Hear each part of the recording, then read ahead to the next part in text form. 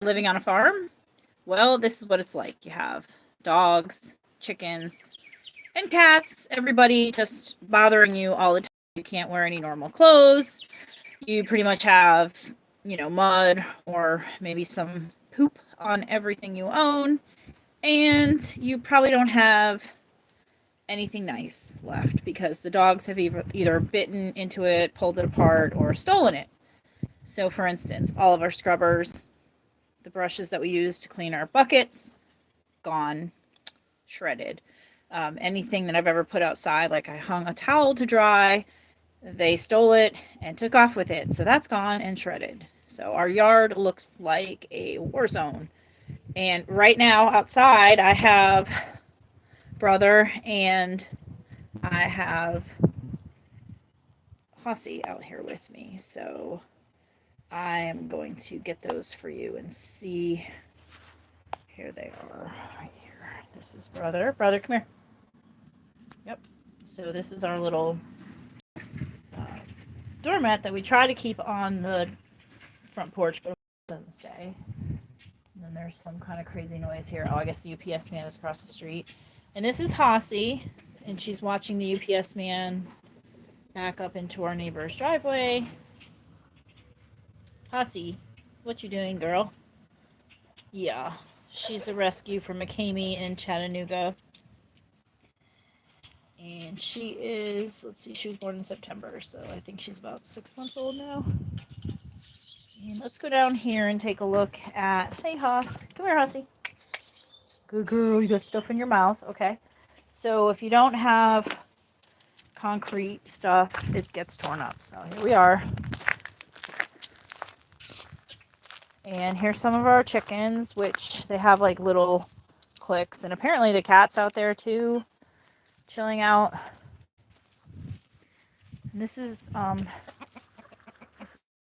Hossie trying to get the chickens. Okay. You have to have a good fence when you have chickens. Okay, so this is Little Red. That's Quincy. They're all brothers. There's a couple hens. That is White Tip.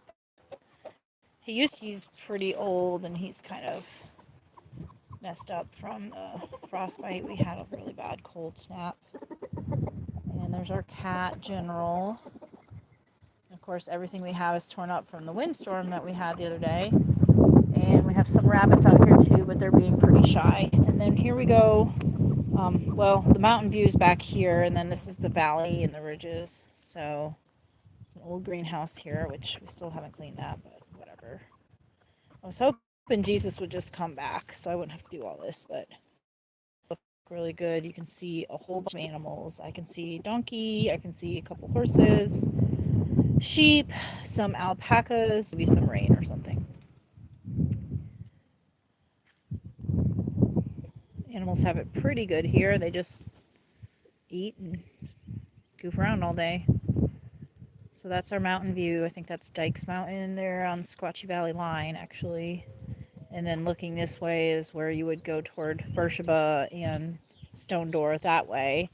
And then over this ridge line, kind of back here, is the way you'd go toward the backside of Viola.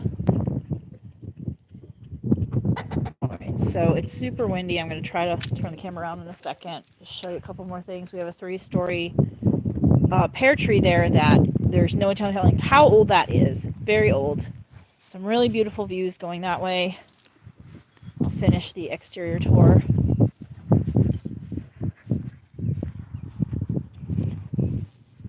And behind that, those hills is the road you take up to Harrison Ferry Mountain. So those are the foothills there. And then back to Dykes Mountain. So it's really, really tranquil. This house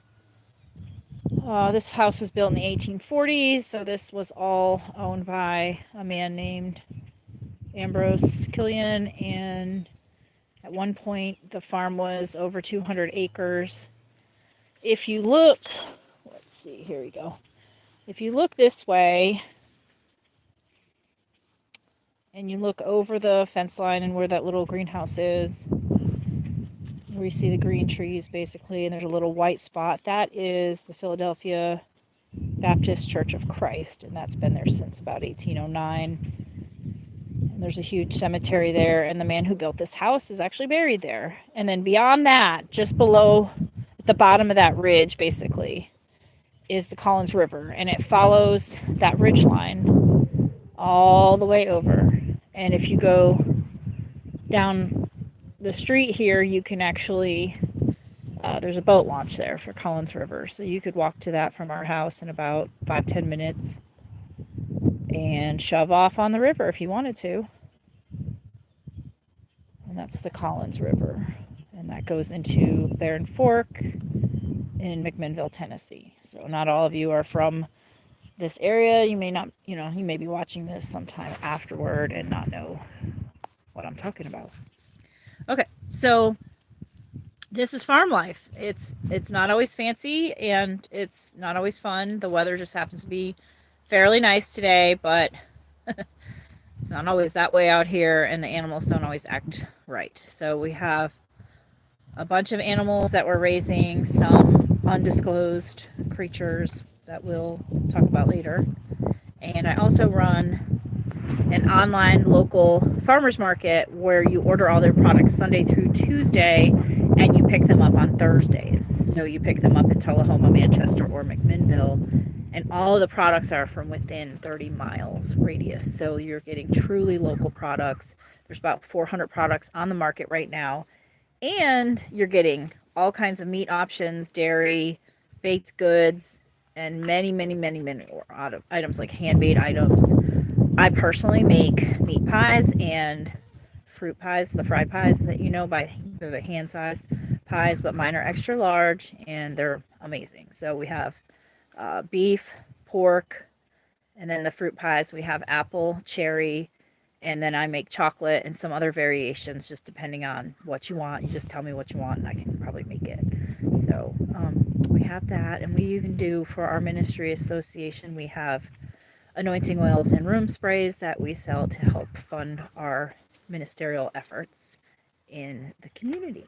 So I just want to thank you for watching, and if you are watching this later on, just click the thumbs up button if you don't mind, share and subscribe to our channel. We actually do a lot of very interesting interventions with our community officials, you could say, and mostly we are just looking for truth and transparency and citizen involvement. So if you're looking for a way to get involved with your local happenings, whether that's how your government officials spend the taxpayer money or something else like strategic planning input, we specialize in that. If you're not sure where to start, we can help you with that. So that's called Truth HQ.